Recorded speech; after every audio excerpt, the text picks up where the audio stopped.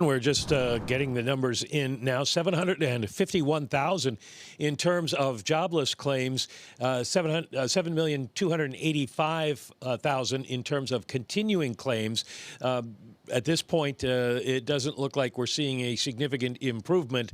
The 751 matches what we saw last week, although we're waiting to see, and I probably have this right in front of me here, in terms of what we saw last week. Yeah, last week was revised up to 758. So a minor change in terms of the revision lower, but we're still holding in that mid-700s range, which suggests that we are still seeing some problems. A lot of states have worked to correct any kind of misfilings, fraudulent filings, and errors, and we're not seeing things fall.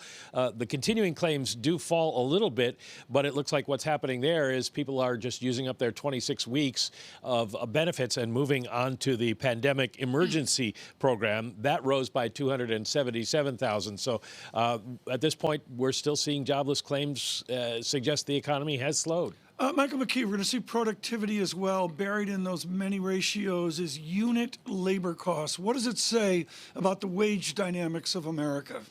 Well, it's kind of hard to get a clear reading on it, Tom, in the sense that we're seeing people who make less drop out of payrolls and people who make more remain paid. So we haven't gotten the numbers yet from the Commerce Department, but the labor costs should rise a little bit because of that dynamic. If we're losing more waiters and waitresses and holding on to more architects, we'll see higher unit labor costs, but it doesn't really mean a lot because at this point, costs are still very low for American companies. Can you just build on that, Mike, in terms of the trend that we've seen? When we look at these jobless filings, some people say, haven't we run out of people to file for jobless claims at this point?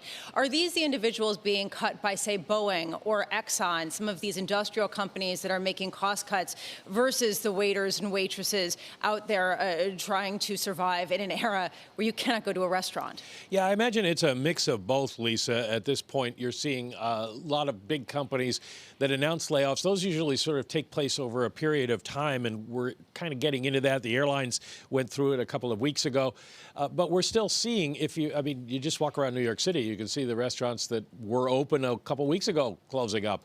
And a lot of people are warning this is happening all over the country because people are coming back and finding their business isn't viable now. So the question is, when does that stop? When do you finally get to an equilibrium point? Obviously, we're not there yet.